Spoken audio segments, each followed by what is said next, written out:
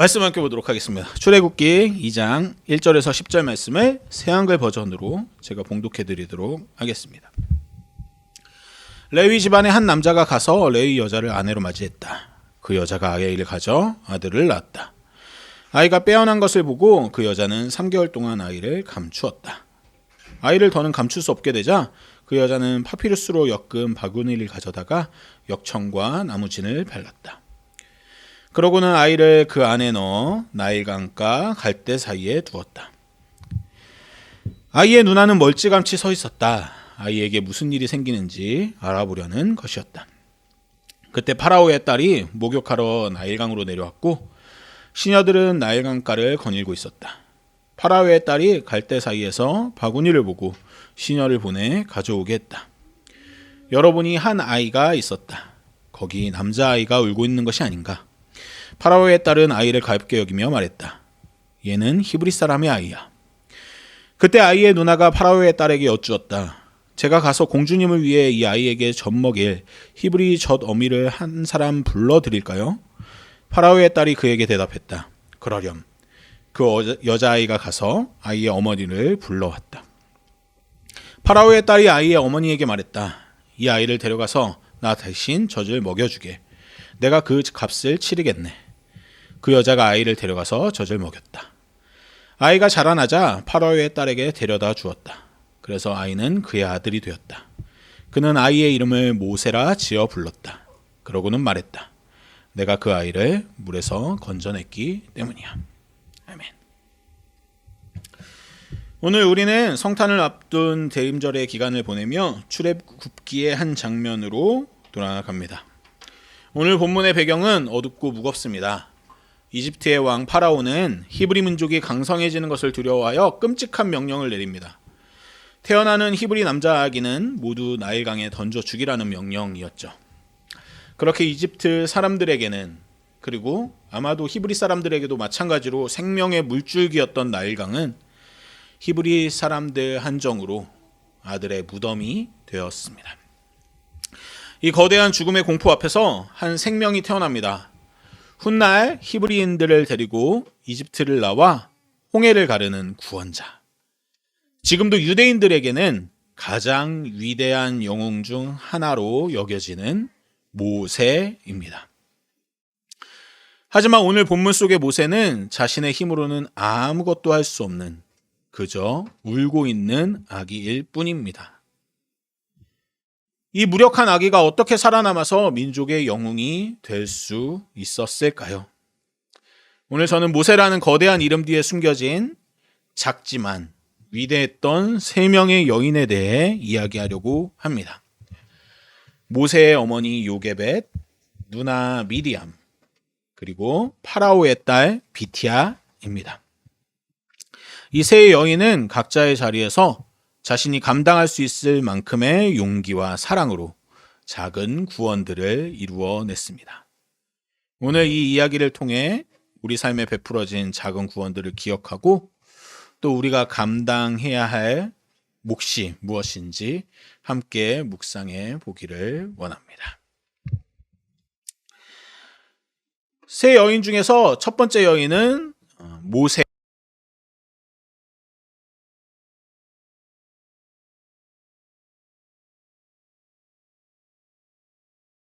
제미나이로 이렇게 여기 보면 이거 워터마크가 이렇게 찍히더라고요. 제미나이로 만든 이미지들은. 와, 옛날에는 챗GPT로 이미지 만들었을 때는 말도 안 되게 나오던데 요즘은 와 어마어마하게 나오더라고요.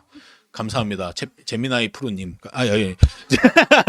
공유해 주신 분 감사합니다. 네. 첫 번째 여인은 모세의 어머니입니다. 본문에서는 이름이 나오지 않지만 이후 출애굽기 6장에서는 이 여인의 이름이 요게벳이라는 것을 알 수 있습니다. 본문 2절에 이렇게 기록되었습니다. 그 여자가 아이를 가져 아들을 낳았다. 아이가 빼어난 것을 보고 그 여자는 3개월 동안 아이를 감추었다. 어머니 요게벳의 첫 번째 투쟁은 숨김이었습니다. 아기의 울음소리가 새어나갈까봐 노심초사하면서 그녀는 매 순간 목숨을 걸고 3개월을 버텨냈습니다. 하지만 아이가 자라면서 더는 숨길 수 없는 한계 상황이 찾아옵니다. 요게벳은 한계 속에서도 포기하지 않습니다. 3절에서 그녀는 파피루스로 엮은 바구니를 가져다가 역청과 나무진을 발랐다고 기록되어 있습니다. 그리고 그 아이를 안에 넣어 강가 갈대 사이에 둡니다. 아이를 그냥 강물에 떠내려 보낸 것이 아니라, 그저 포기해버린 것이 아니라 바구니에 물이 새어 들어오지 않도록 꼼꼼히 조치를 취하고, 그리고 물살이 센 강 한복판이 아니라 갈대 사이에 두어 떠내려가지 않도록 조치했습니다. 이것은 그녀가 할 수 있는 최선의 보호였습니다. 요게벳은 자신이 할 수 있는 모든 것을 다하고 할 수 없는 영역은 하나님께 맡겨드립니다. 그녀에게 이 바구니를 만드는 시간, 자기가 할 수 있는 바를 다하는 시간은 어떤 시간이었을까요? 아마도 눈물로 그 바구니를 엮어 나갔을 것입니다. 내 손에서 떠나보내야만 아이가 살 수 있다는 역설, 그 찢어지는 마음을 부여잡고 그녀는 자신이 감당할 수 있는 최선의 방주를 만들었습니다. 그녀는 성경에 기록된 위대한 구원자들처럼 기적을 베푼 것도 아니고 거창하게 파라오와 싸운 것도 아니었습니다. 오직 꼼꼼하게 바구니에 역청과 나무진을 바르고 그것을 할 수 있는 한 보호하는 것, 그것이 요게벳이 감당한 지점이었습니다. 두 번째 여인은 모세의 누나입니다. 이번에도 본문에 이름은 등장하지 않습니다. 민수기에 가서야 그녀의 이름이 미리암이라는 것을 알 수 있게 됩니다. 아마도 그녀는 이 본문에서 고작 10대 초반에 혹은 그보다 더 어린 소녀였을 것입니다. 그 어린 아이가 자기가 할 수 있는 일을 스스로 찾고 감당합니다. 4절에서 그녀는 멀찌감치 서서 아이에게 무슨 일이 생기는지 살핍니다. 어머니도 어쩔 수 없이 떠나버린 그 자리, 그 갈대 숲 사이에서 어린 소녀 미리암은 발걸음을 떼지 않습니다. 만약 이집트 군인들이 아기를 발견하면 미리암도 위험해질 수 있는 상황입니다. 혹은 최악의 경우에 아기가 죽는 모습을 눈앞에서 바라봐야 하는 끔찍한 상황을 겪을 수도 있었습니다. 하지만 미리암은 그 상황과 그 자리를 외면하지 않았습니다. 결국 파라오의 딸이 아기를 발견했을 때 미리암은 결정적인 순간에 앞으로 나섭니다. 그녀는 공주에게 다가가 묻습니다. 제가 가서 공주님을 위해 이 아이에게 젖먹일 히브리 젖 어미를 한 사람 불러드릴까요? 이것은 엄청난 기지이자 용기입니다. 노예 민족의 소녀가 감히 이집트의 공주에게 말을 건네는 것입니다. 미리암은 두려웠을 것입니다.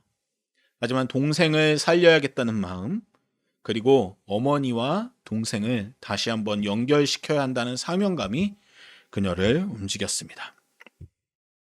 결국 미리암의 용기 덕분에 요게벳과 모세는 다시 만날 수 있게 되었습니다. 그녀가 그 자리에 없었다면 모세는 파라오의 딸에게 건져졌을지라도 이집트 유모의 손에서 자라서 히브리인의 정체성을 영영 잃었을지도 모르죠. 더욱이 모세의 어머니인 요게벳이 다시 한번 모세를 안아볼 수 있는 기회는 완전히 사라졌을지도 모릅니다. 미리암의 이 개입이 구원의 역사를 이루어 간 것이죠. 세 번째 여인은 파라오의 딸입니다. 이번에도 역시나 성서는 그녀의 이름을 기록하지 않습니다. 하지만 유대 전승에 따르면 그녀의 이름은 비티아로 기록되고 있습니다.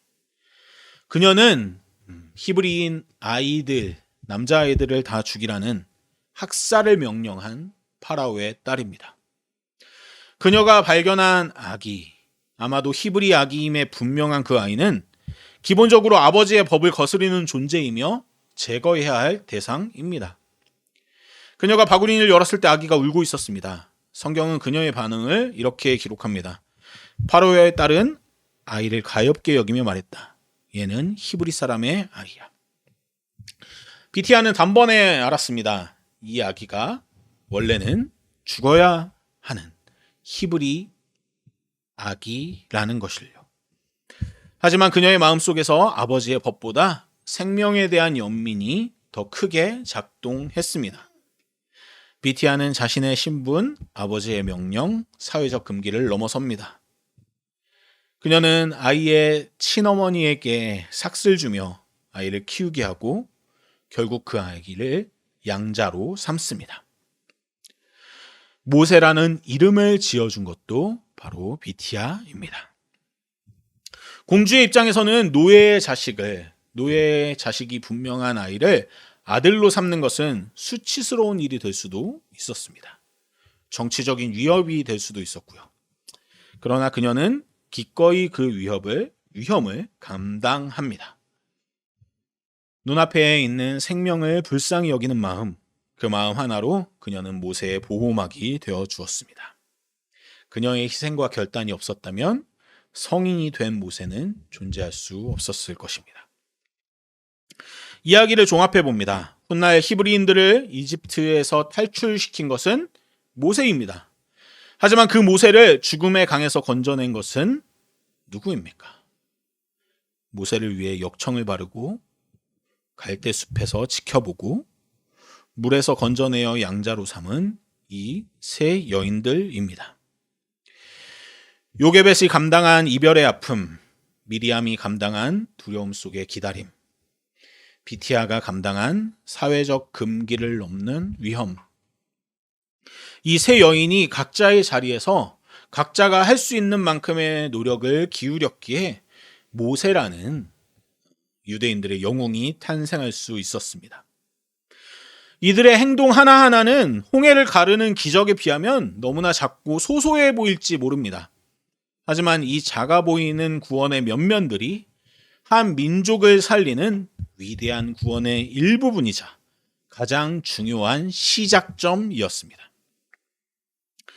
아니, 설령 그들이 구원한 모세가 나중에 위대한 존재가 되지 않았다고 한들 어떻습니까? 어쨌든 한 생명을 살렸는걸요. 그것만으로도 그들이 한 행동은 충분한 가치와 의미가 있습니다. 우리는 곧 성탄절을 맞이합니다. 성탄절을 앞둔 이 시점에서 굳이 본문을 복음서의 본문으로 바꾸지 않고 모세가 구원받은 이야기를 가져온 이유는 여기에 있습니다. 아기 예수님이 이 땅에 오신 사건도 비슷하기 때문입니다. 성탄을 앞둔 시점에서 마리아를 생각해 보게 됩니다. 결혼하지 않은 몸으로 아이를 잉태한다는 그 수치와 두려움, 헤롯의 칼날을 피해 이집트로 가야 했던 그 고단함, 마리아와 요셉이 감당했던 그 헌신과 희생이 있었기에 아기 예수는 태어날 수 있었습니다. 구원자 예수 그리스도조차 다른 이들의 희생과 헌신 덕분에 존재할 수 있었던 거죠. 세 여인이 감당했기에 모세가 있었고 마리아가 감당했기에 예수가 있었습니다. 하나님은 언제나 사람을 통해 특히 작고 연약해 보이는 이들의 진심 어린 헌신을 통해 일하십니다. 잠시 제 이야기를 나누려고 합니다. 제가 청년부 전도사를 하던 시절 청년들을 신방을 하게 되면은 항상 밥을 사곤 했습니다. 20대 초반의 지체들에게 뭔 돈이 있냐며 제가 기꺼이 항상 카드를 내밀곤 했죠. 근데 사실 밥을 사는 저도 돈이 없긴 마찬가지였습니다. 네. 가끔은 좀 힘들기도 했습니다. 저도 사람이다 보니까 가끔 내가 왜 이렇게까지 해야 되나 하는 생각이 아주 살짝, 많이는 아니고 살짝 들 때도 있었습니다. 그때 제가 했던 생각이, 그런 생각을 멈추게 했던 생각이 바로 과거에 대한 회상이었습니다. 제가 20대 때 아르바이트 하면서 고시원에서 살고 있는 걸 알고 밥을 사준 교회 형 누나들이 참 많았습니다.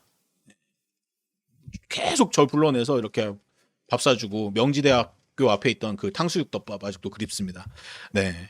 친구나 동생들도 제게 밥을 많이 사주곤 했습니다. 그뿐이 아니었습니다. 더 오래 전으로 올라가니까 10대 때는 가출한 저를 며칠씩 집에 머무르게 해준 친구들과 그걸 이해해준 친구들의 부모님들이 계셨습니다. 그걸 생각하니까 제가 이렇게 지금 밥을 열심히 사는 것이 맞다는 생각이 들더라고요. 그때 그들 덕분에 제가 먹고 살았으니 이제는 제가 다른 이들의 삶을 조금이라도 더 위로하는 것이 맞다는 생각이 들어서 그때부터는 이제 힘들다는 생각을 되도록이면 안 하려고 노력했습니다. 그렇게 과거 회상을 하던 도중에 이런 생각도 떠올랐습니다.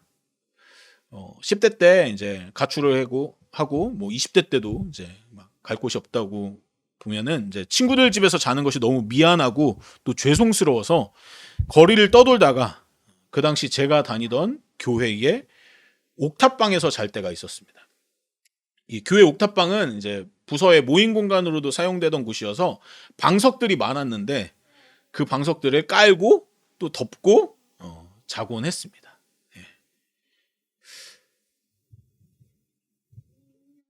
그 당시 교회의 관리 집사님은 깐깐하기로 유명한 분이셨습니다.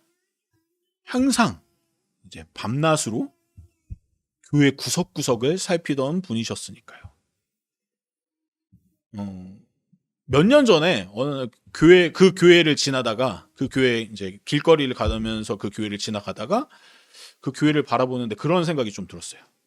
그때 그 깐깐한 관리 집사님이 제가 거기서 며칠씩 자는 거를 모를 리가 없었을 텐데라는 생각이 든 거죠. 아마도 거기서 코를 골고 자고 있었던 저를 보면서 그저 사정이 있겠지 하면서 모른 척 해주신 그분 덕분에 추운 겨울에 제가 밖에서 자다가 얼어 죽지 않고 이 자리에 있습니다. 사실 제 삶에는 제가 알고 기억하는 구원자들이 많이 있습니다. 때론 잠시 잊고 지내다가 또 떠올리게 되는 구원자들이 있습니다. 어떤 때는 제가 인식하지도 못한 채 제 삶을 구원하고 지나쳐간 구원자들이 많이 있을 것입니다. 제가 이 자리에 숨쉬고 서 있기까지 수많은 요게벳과 미리암과 비티아가 있었습니다. 여러분도 한번 여러분들의 삶을 잠시 돌아보면 좋겠습니다. 위험한 순간에 손을 잡아준 누군가, 힘들 때 따뜻한 말 한마디 건네준 친구, 어쩌면 이름도 기억나지 않는 수많은 이들의 호의와 친절이 알게 모르게 여러분을 죽음의 강에서 건져 올린 것은 아니었을까요? 그러므로 부디 여러분들은 여러분들의 삶을 가치 없는 것으로 여기지 말았으면 좋겠습니다. 여러분들이 지금 이 자리에 있는 것, 여러분들의 생명이 유지되고 있는 것은 수많은 이들의 희생과 사랑, 그들의 작은 구원이 투자된 아주 존귀한 결과물이기 때문입니다. 나 자신을 소중히 여긴다는 것은 어쩌면 나를 살리기 위해 썼던 그 수많은 작은 구원자들의 노력을 인정하고 소중히 여기는 것이기도 하기 때문입니다. 그렇게 생각하면 우리는 모두 빚진 자들입니다. 사랑의 빚진 자들이고 생명의 빚진 자들입니다. 우리가 다른 이들에게 친절을 베풀고 다정하게 대하고 때로는 양보하고 희생해야 하는 이유는 우리가 대단한 성인 군자여서가 아닙니다. 우리 또한 그러한 사랑을 먹고 자랐기 때문입니다. 저는 오늘 본문이 우리에게도 말하고 있는 것 같습니다. 우리도 서로에게 작은 구원자가 되어주라고 말입니다. 거창한 일이 아니라 요게벳처럼 누군가를 위해 꼼꼼하게 기도를 심는 일, 미리암처럼 힘겨워하는 지체 곁을 떠나지 않고 지켜봐 주는 일, 비티아처럼 편견을 넘어 따뜻한 손길을 내미는 일이 다른 이들에게 구원자가 되어주는 일입니다. 우리가 그렇게 살아갈 때 하나님은 우리의 작은 행동들을 엮어서 놀라운 구원 이야기를 만들어 가실 것입니다. 출애굽의 역사는 하나님의 섭리 아래 있었겠지만 그 시작은 여인들의 작은 손끝에서 이루어졌습니다. 오늘 우리는 요게벳, 미리암, 비티아라는 세 여인을 만났습니다. 그들은 결코 대단하다고 할 수 있는 인물들은 아니었지만 어쩌면 오늘 본문이 이름을 기록하지도 않을 정도의 인물이었지만 서로 다른 자리에서 서로 다른 방식으로 그러나 한 생명을 향한 같은 마음으로 작은 구원을 이루어낸 인물들이었습니다. 우리의 삶도 마찬가지였으면 좋겠습니다.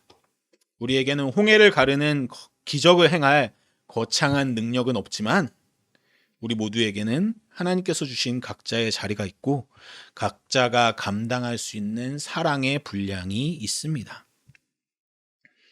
누군가에게 따뜻한 밥 한 끼 대접하는 일, 힘들어하는 일에 이의 곁을 묵묵히 지켜주는 일, 편견을 넘어서 따뜻한 손길을 내미는 일, 이 모든 것이 우리가 세상에 베풀 수 있는 작은 구원들입니다.